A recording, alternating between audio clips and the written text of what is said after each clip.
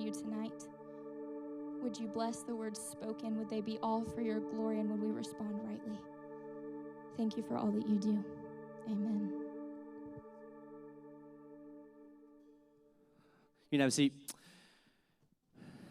Can we thank our worship team for leading us tonight? Yes. All right. Hey, tonight I want to start with a little bit of a social experiment. So I pray this doesn't flop. I just need you to participate quickly on this kind of initial startup, okay? So I have a question for you that I would love for you to just raise your hand if you know the answer, just in your own head, okay? So here's my question. Could you, by name the person at your school when you were in elementary school who was the fastest kid in your elementary school? Raise your hand if you knew, like, I know the name of that person. Okay, real quick. Okay, hey, I need 3 names. Give me the name. Shout it out. Just shout out a name. Perfect. Yes. This is what I was hoping for. Okay, real quick. One more time. If you know the name of the fastest person in your elementary school, raise your hand. Well, hi, come on, I want to see him. There's a lot. That's what I thought. Okay, hey, for me, his name was Raymond Canty. He was the fastest kid in my elementary school, fastest kid in my junior high, and fastest kid in my high school. I was thinking about that because this totally sounds random, but I felt like when you were the fastest kid, like everybody knew that. Like, I don't know how that becomes a thing in every elementary school everywhere, but like for some reason, everybody knows who the fastest kid is. And I got to thinking about this because right now my 3-year-old likes to race me. He likes to race across the up and down the house. And so we start on one end of the house and we race to the couch, and every time we race him, I beat the brakes off of him because he's 3, right? And so, and because, he doesn't have a sibling, and so somebody's got to keep him in check, and that's my job, right? Since he doesn't have a sibling to do that. So every time I beat him, right, I shove him down, and then I run, and I beat him in every single race. And I was thinking about this because when I was in grade school, man, I remember Raymond, and I remember how he was the fastest kid. And it was just interesting to me because these people that are like I heard so many names. And it's because these people, like, they live in, like, renown. Like, they become famous for being the fastest kid in your elementary school. Like, right now, they could be, like, a horrible person. They could be broke, penniless, have a horrible job. But they can always hang their hat that they were the fastest kid in elementary school. You know what I'm talking about? Like, they could always, like, hang their hat, like, hey, I was the fastest kid in my elementary school. Like, that was a thing. And I don't know about you, but when we would race, we never, like, went to the track. Like, in elementary school, we didn't go to the track. We didn't have, like, stopwatches. We just, like, lined up somewhere, and we said, hey, we're going to race to the pole. Or, like, hey, we're going to race to the swing set. We just kind of always knew where we were going. We always had a starting line.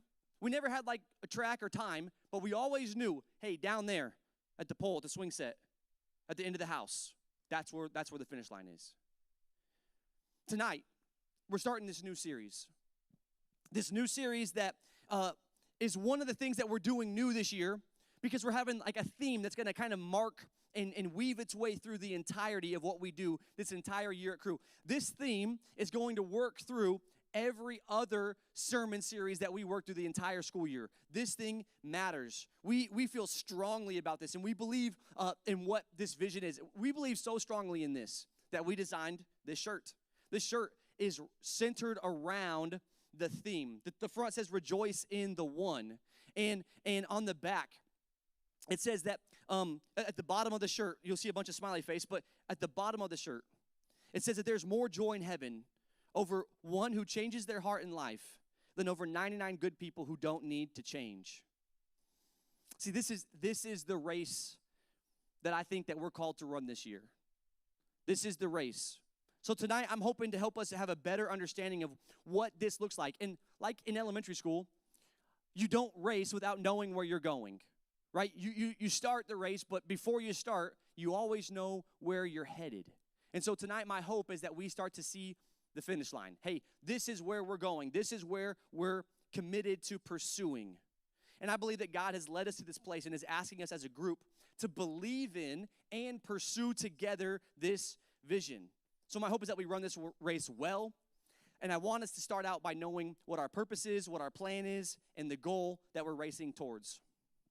So, this whole vision, the next 3 weeks, we're going to be in Luke chapter 15.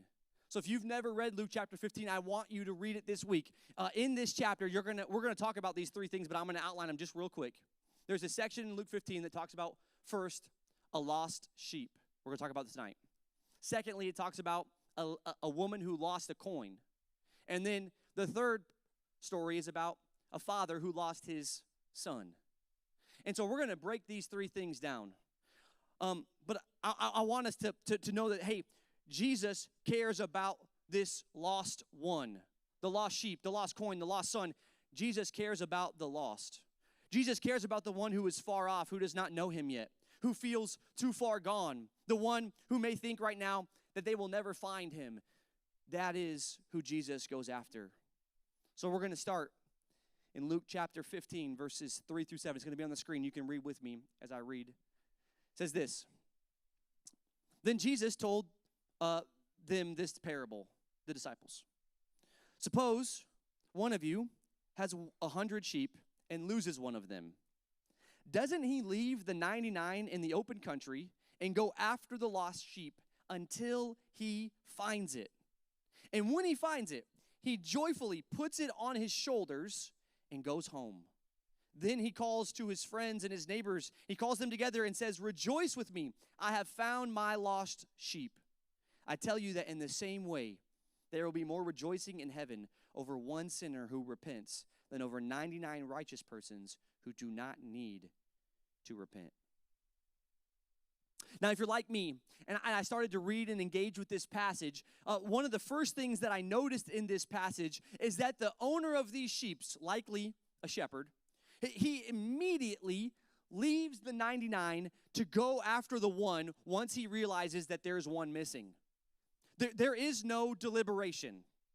You don't see that in the text. There is no thought that he should maybe hope that he'll kind of wait around and see if the sheep finds his way back to the flock. That doesn't happen. There's no waiting on this divine search plan, hoping that God will kind of lay out exactly how the most effective way to go search for the sheep. No, the shepherd just goes. No hesitation, no deliberation, just goes. He says, "Oh man, I'm missing someone. I'm gone." It's interesting to me. It's almost like if you read this section, it's almost like it's worded in a way like if you didn't go and leave to find your sheep, it's kind of like you're dumb. Like, of course you would leave to go find your lost sheep. You would leave the 99 to go find the one. Of course that's what would happen. Why wouldn't you? Sometimes I tend to read things into the text that I think, man, what if it said this? What if it said this? Sometimes in my own heart, the way that I live is like I'm waiting for God's divine plan to show me exactly what to do before I do anything. This like kind of voice from heaven to tell me, go find the lost before I actually do anything. Sometimes I believe that in order for God to use me, I need to know this explicit plan, or I need to have some level of education, or I need to attain some kind of spiritual, prowess in order for God to use me, in order for God to be able to allow me to work in someone's life. But that's just not in this text at all. What I want you to see, so importantly, is that the only thing that you need in your life for God to move is this desperation that he would move, this desire. God, would you move in my life? See, God will move far more through an obedient person who knows little than with someone who knows the Bible inside and out, but doesn't need God in their life. See, God is not looking for a ton of competence here, right? He's not looking for all the knowledge in the world. He's just looking for obedience. Hey, would you just go? Would you just go? See, God doesn't always use the most gifted or eloquent people to bring about his purposes. What he needs are people on mission. I don't know about you, but I've seen on TV, every once in a while, there'll be somebody who goes on a hike and they get lost. Anybody seen that on TV? And then you'll see like search crews, right? They have helicopters out there flying around, and then there's search parties on the ground. I don't know if you've seen that before. But did you know that a lot of those search parties are not people who are experts and have been expertly trained in finding lost people. You know who they are? People like you and me. But you know what helps them? They have a change in perspective. They're going into the woods not to have like some grand old time. They're going into the woods with a mission to say, hey, I'm going to go into the forest here, and I got eyes looking for the lost. I got eyes, and I'm missionally focused on achieving this goal, which is finding this lost person. They're not going in there for a stroll, but I also am reminded that they're not expert finders. They're just regular people that are from the city or from the county or from the town of the lost person, and they want to help find their friend. They're not expert survival guides, but their eyes have changed. I think sometimes when God calls us to do something, it's not that we have to be expertly trained or we need some kind of level of intelligence or we need spiritual prowess. I think we just need a change in perspective. For us to start saying, hey, I start to see things differently. I kind of think about it like when you buy a new car. I know you've probably heard this before, right? You think, man, I like this car. I don't see it anywhere. And then you buy the car, and guess what? You see the car everywhere, right? When I first got my 2018 Honda Accord, I'm like, man, this is a sweet car. I love this car. I don't see it anywhere. I bought this red Honda Accord. I see red Honda Accords like 10 times a day because I have eyes to see it now. Where before I didn't. I don't know what car you drive, but here's the thing. If you drive like, I don't know, Buick LeSabre, I don't see those around because I don't have one. I don't have eyes to see it, right? I don't know what you drive. Toyota Camry, I don't see those everywhere because I don't have eyes to see it. But guess what I see every time? Red Honda Accord. Every time. I see it every time. Hey, sometimes God's saying, hey, I don't need you to be perfect. I don't need you to have all the intelligence. I don't need you to be perfectly equipped. I'll equip you. All I need you to do is join me in mission. Join me in the search party. Let's get going. Jesus calls us to this thing. He calls us to leave our place of comfort, a call to leave the crowd, and not a call to reach the masses, a call to just have our eyes focused on looking for the one who is lost, and to trust that if each one reaches their one, the whole world can be changed. Let me explain a little bit more. See, what I'm saying is that this year, we're trying to pursue this one. And you might be asking, well, who is the one? Is the one like God, like we're trying to pursue God, or is the one the person who's far away from God, who doesn't know God yet? Who are we looking at? Who is the one? I would say this. I would say both. Both. Obviously, I believe, first of all, it's God. I think that God is the one that we're focusing on here at Cru. Man, we are worshiping this God. We love Jesus. We worship him. We praise him. We honor him. We adore him. We believe that he is the Lord of our life, not just the consultant of our life. We surrender all things to him. But here's the kicker. God said this. God says that if we care about God, then we're going to care about the things God cares about. Let me put it like this. If we're going to be about God, then we must be about what God is about. In Bible terms, they would say, hey, if you love my Father, you're going to be about my Father's business. See, I think there's really no room in here for us to say, hey, we're all about Jesus. We love him, we adore him, we worship him, but we have our own agenda. We do our own thing. No. We say, hey, we are about God here. And so if we're going to be about God, we have to be about what he's also about. And what is he about? He's about the one. God says he's about those who don't know him yet, those who are lost, those who are far from him. He is about those things. And that's why we put on the shirt. We believe in this. This year, we believe in rejoicing in the one. We believe that there is more joy in heaven over the one who changes their heart and life than over the 99 who don't need to change.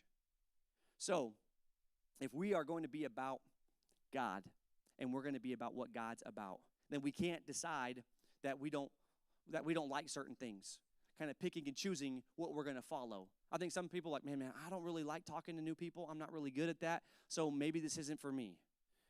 That's just not a thing. That's not. Sometimes we want to be about the things that we like about God that kind of give us the warm and fuzzies, but we never actually get on board with his mission. And so my ask tonight, my challenge to us tonight is to say, hey, this year, let's get on board with the mission of God to reach the one. To go and pursue God's mission. Not just to pray about it, but to be about it. Right? To be about the one. John 14 says this. Jesus replied, anyone who loves me will obey my teaching. My Father will love them, and we will come to them and make our home with them. But anyone who does not love me will not obey my teachings. If we're going to be about God, we're going to be about the things God is about. See, the way that we worship God and glorify God is about being about his mission and work in the world. God is about seeking those who are far from him and inviting him into relationship. And so I want us to be about this. I want us to be so enthralled with Jesus, so enthralled with who God is that we can't help but be about his thing. Almost like, hey, back in Luke 15, of course he would go find the one. Of course he would leave the 99. I want it to be like that here, where inside a crew, we're like, of course we're going to be about God's mission. Like, that's what we're all about here, even when it's uncomfortable. You see, this shepherd, he left what he knew. He left the comfort of the crowd. He left the safety of the field, and he went to the unknown, searching for the lost. He didn't even know exactly where he was going or who exactly he was kind of, the areas that he was seeking, but he went. And because we do that, God is honored. God is blessed. We do this because at one time we were that lost sheep. We pursue God's mission, and we reach the lost because, man, we want to share what God has done in our life. We want to share about God's transformation. We want to share about what God's goodness has done in our life. Kind of like what Evan talked about with small groups, man. We want to share the goodness of God with other people. That's why we go. Man, God cares about these things. We've got to pursue these things. Man, we do this because God has done so much for us. We were lost, but now we're found. What I found in my own Christian life is that there are times where I want to do the Christian thing. I want to kind of be about God, but I also want to do what I want to do. I don't want to get out of my comfort zone. What ends up happening is I end up giving God things that he hasn't asked for. Anybody in here ever had a bad gift giver? Raise your hand if you had it. This person gives bad gifts. Anybody who's received a horrible gift in their life? It's like, oh, this was a terrible trash gift. Why'd you get me this? Yeah. Let me tell you this quick story. When I first started dating my wife, I went to her hometown over Christmas, our first year of dating, and I spent some time with her family. And they had like a family Christmas, and at this family Christmas, Ashley's grandparents were there, Grandma and Grandpa Harris. And so Grandma Harris, she loves to give gifts.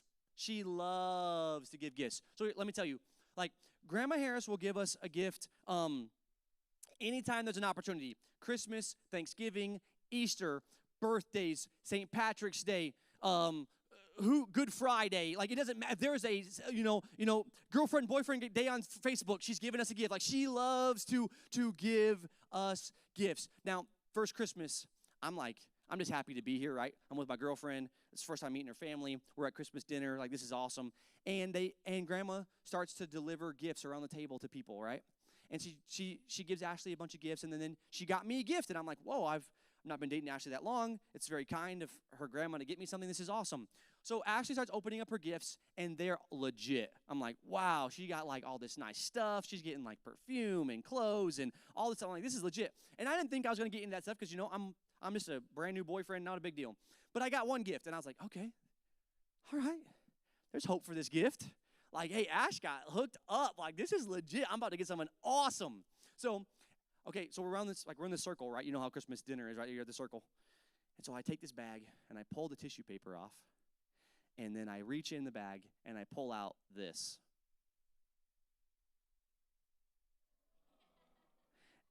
A Broncos Kleenex box cover couch.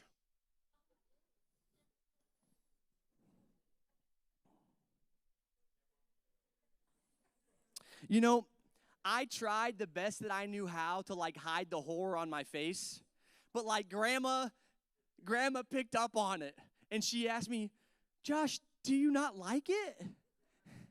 And like, what am I supposed to do? I'm like, I love it, Grandma. Like, what am I supposed to do there, bro? Like, what am I supposed to do? But it is horrible. And here's the thing. I have now endured 12 years of horrible gifts. I'll tell you this. I have yet to receive a gift from Grandma Harris that if it has the tags on it, I have not taken back.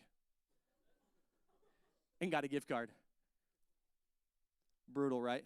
Can I just say real quick? You know what I've learned over 12 years of Grandma Harris gifts? One, she's a bad gift giver for sure. Horrible.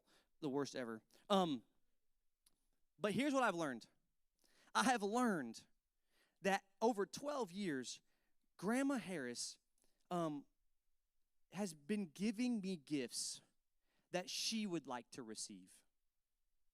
Not gifts that I would like to receive. You couldn't pay me to keep that Broncos Kleenex cover box. Like, that ain't, no. But you know what? If you walk into Grandma's house, guess what? Oh, it's over the top of every Kleenex box. Some type of Kleenex box cover, right? Ohio State, Ashley's high school, Elida High School. Like, there's someone, it's whacking, like Jesus is on one of them, right? You know, like. Grandma Harris, for 12 years, has been giving me gifts that she would want to receive, not gifts that I would like to receive. And I think in our Christian walk,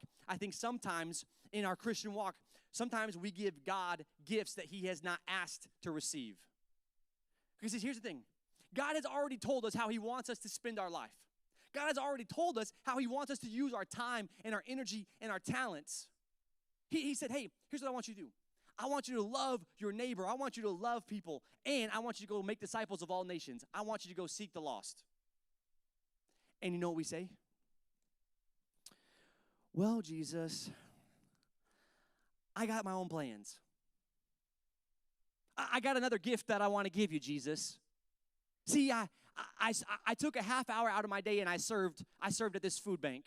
Aren't you happy now, Jesus? Me and my friend, we got together and we had like a little prayer gossip session. Really prayer, but like, you know, like the tea. It's the tea, but we're praying about it, you know, so it's prayer. Hey, sometimes we give God gifts that he hasn't asked for. See, I don't know about you, but maybe one thing I've noticed about Jesus in the New Testament is that he didn't come on a tourist vacation. Jesus didn't go on a cruise. He wasn't looking at all the sights and all the beautiful things. He didn't go like, hey, to your right is the Dead Sea and over left is this mountain. No. Jesus came to earth on a rescue mission. He was fully focused the entire time. He had purpose and clarity, and he did it. He was on a saving mission. And he looks at us as his disciples and he says, this is the gift I want you to give me, that you would spend your life for the same reason and purpose that I spent mine. That's the mission. That is what I know God is calling to us for us to do this year. See, I want Cru to be a place for those who are doubting, for those who have disbelief, for those who feel like they're done with religion. I want Cru to be a place where those who have been disengaged in the community of faith and are looking for a new home can find their home.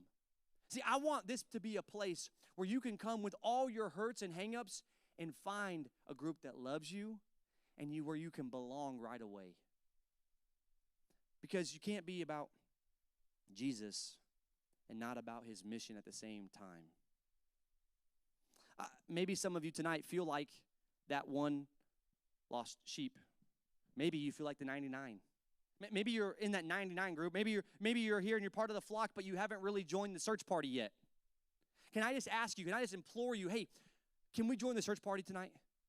Can we just say, hey, we're going to join in this mission. We're going to start to seek the lost. We're going to go after the lost. We're going to go in and we're going to say, hey, God, I love you, and I'm going to be about what you are about. I'm going to wake up out of my spiritual sleep, and I'm going to go be about my Father's business.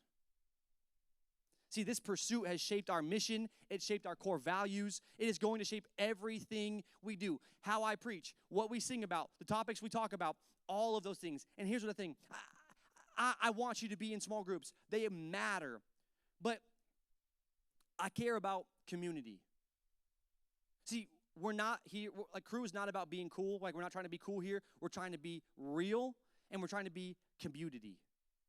We're looking for a place where you can encounter the presence of God in a radical and transformative way.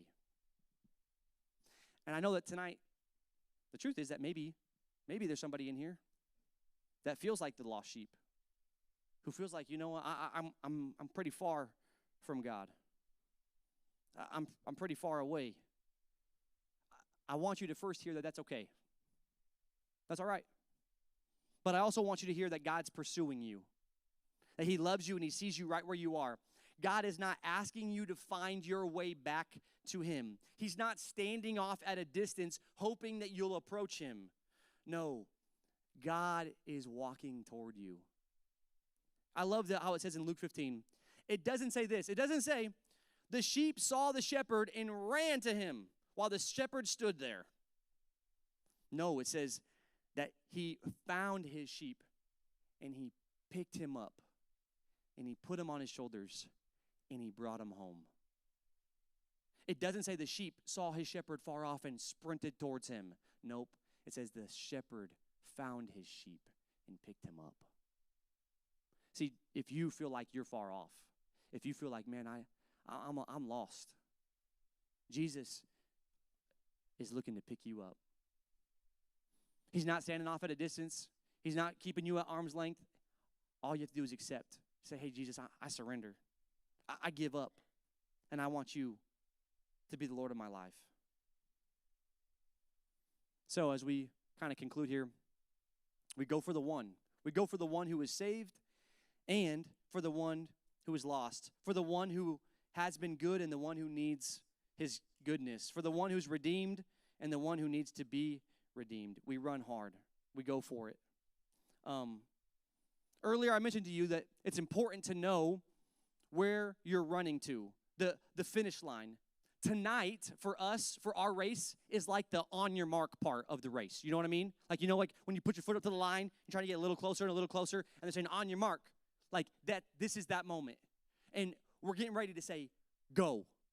Like, time to get after it. And here's what I'll tell you. I've known this truth. I know that if you make your life about God's mission, God will bring you a 1 or maybe a 2 or 3.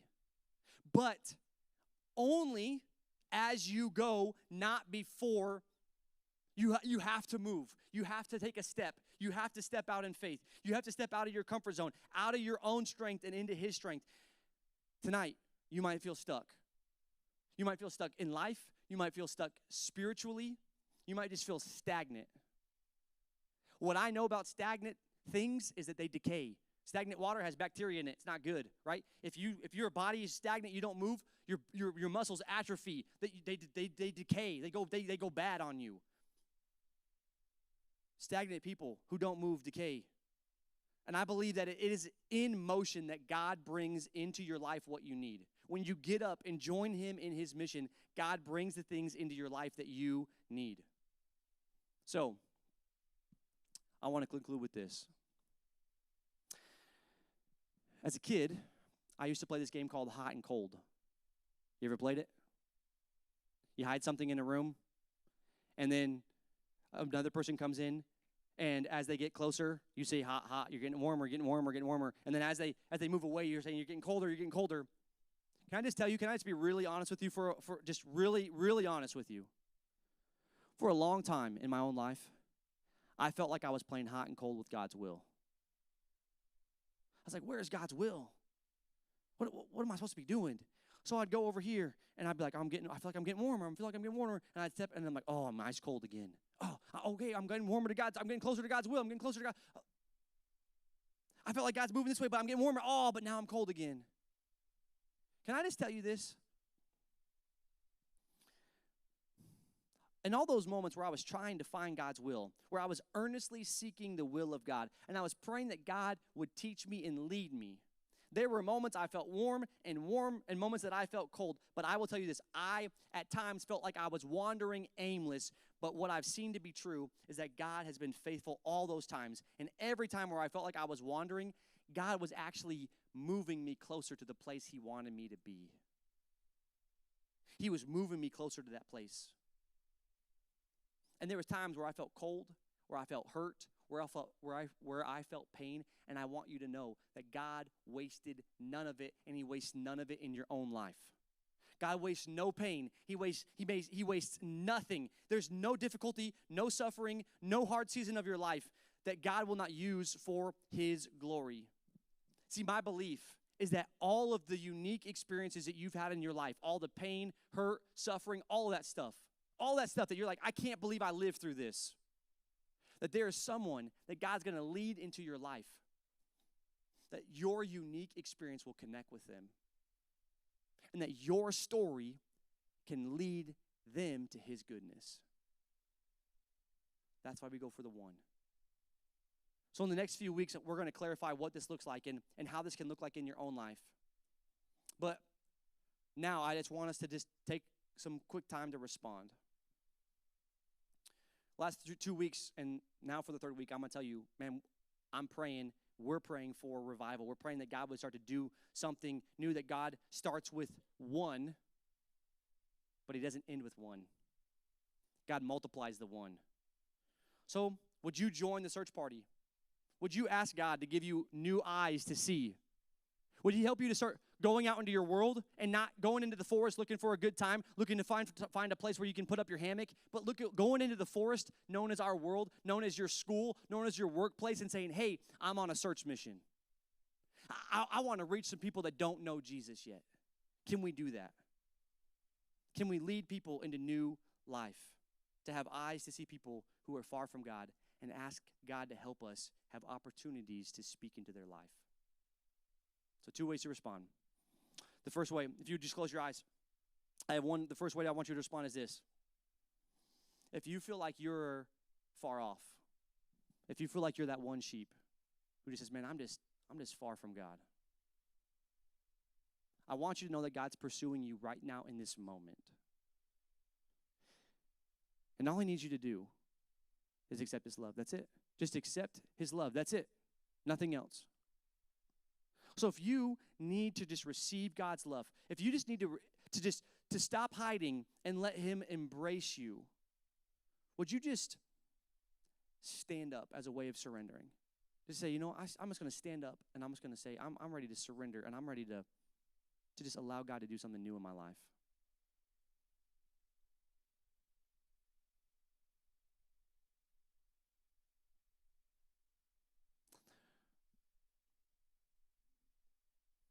God sees you right where you are. He loves you. He pursues you in this moment. And the second way I want us to respond is this. I'm going to pray for us, and then I would love for you to take a couple people next to you. And would you start to pray with them about the one that God might lead you to be with this year? Would you just take the people next to you, and would you huddle up, and would you say, hey, we're going to pray together that God would lead us to find our one this year? We're going to be praying about this every week. But tonight, I want to start us off by praying together. So the band's going to play a response song, but during this response song, I would love for you to just pray together with the people next to you for the one. I'm going to pray for us, and then we'll respond. Is that okay? Dear God, we just thank you for this time together. We thank you for your love. God, I pray that you would just help us to live on mission for you, that you would help us to be about your business. God, we want to pursue the things that you say matter. We want to spend our life pursuing the things that have eternal value. And it's easy to be distracted by the things of this world. It's easy to be distracted by all these other things. And so, God, I ask that you help us to get really laser focused this year in pursuing the one. God, you are good to us, and we want to just join the search party tonight. We love you. In Jesus' name I pray. Amen. Hey, feel free to group up together and start praying together for the one.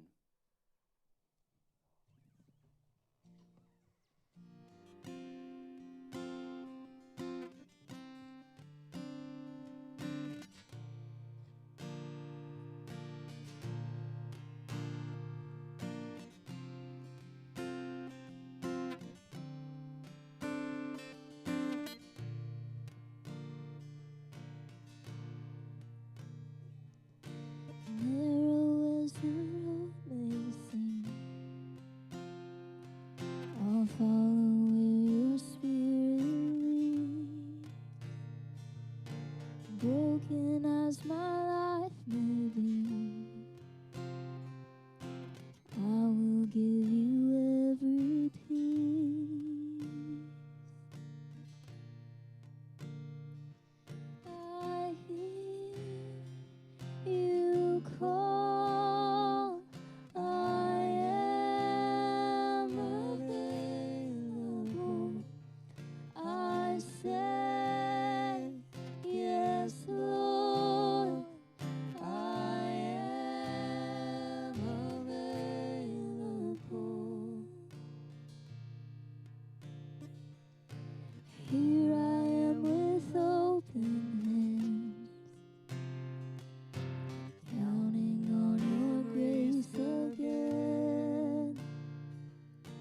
Less of me and more of you. I just wanna see you move.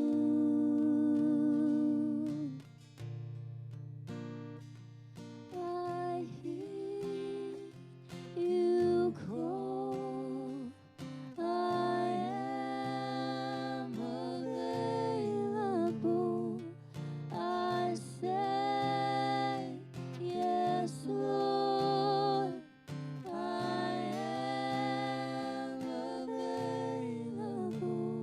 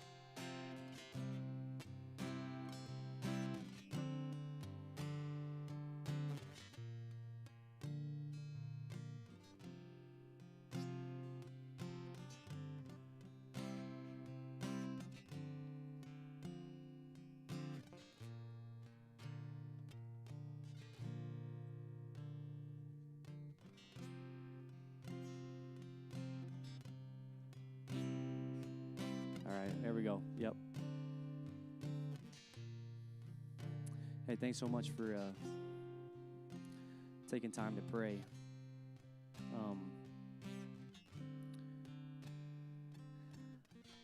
I just want you to know how grateful I am, and all of us really here at Cru are, that you would be willing to journey with us this year to pursue God's heart, to pursue God's mission together. Most of you are at a campus where there are a lot of people who don't know Jesus yet. We got a lot of people that have yet to know the goodness of God.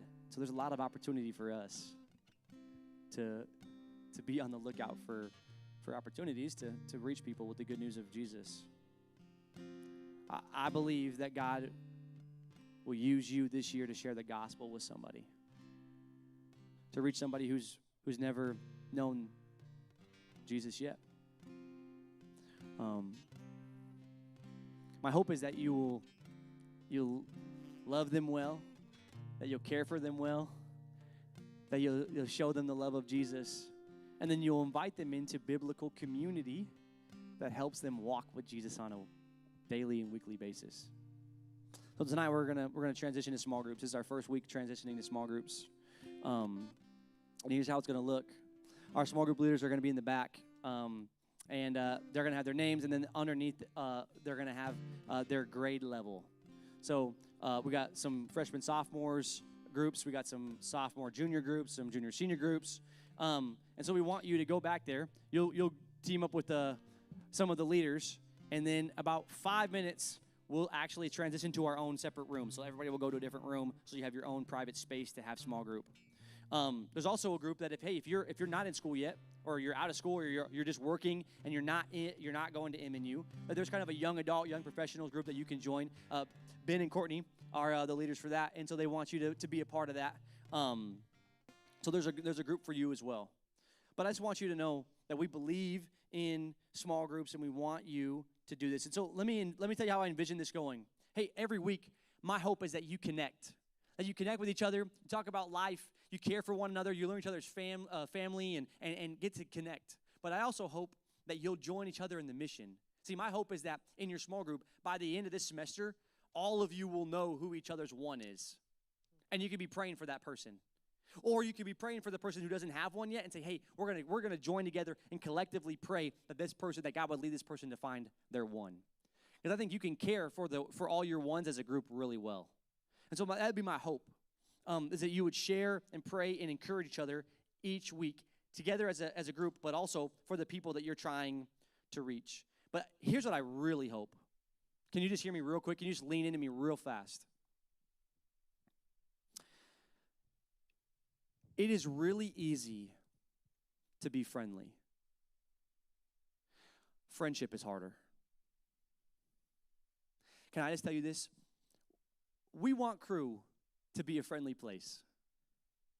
But what we want to be about is friendship. See, my hope is that if you would join a small group, we would move from friendly to friendship to family. That's my hope. Our mission statement, to see a generation transformed by the Spirit of God and biblical community. Hey, we love you, we see you, and we care for you, and we're going to do our very best to care for you well. But I will let you know, there's a decent amount of y'all, and one of me. We need community. We need friendship. And so, hey, there's a lot of friendly people, but there's not a lot of people who offer friendship. And so tonight, we extend friendship to you. Join a group, be a part of community, find some biblical friendship, and live in it together. These groups are flexible. If there's a leader or some people that you've connected with and you're not in their exact age range or they're whatever, that's okay. You can kind of mold them around. But I want you to know that's kind of what we're using that as like a general area. But I just want you to know, hey, we're so excited that you've been here. Thanks for joining us this week. Thanks for joining us on the mission. And we are excited for you to start small groups tonight. We love you. Peace. Have a good one.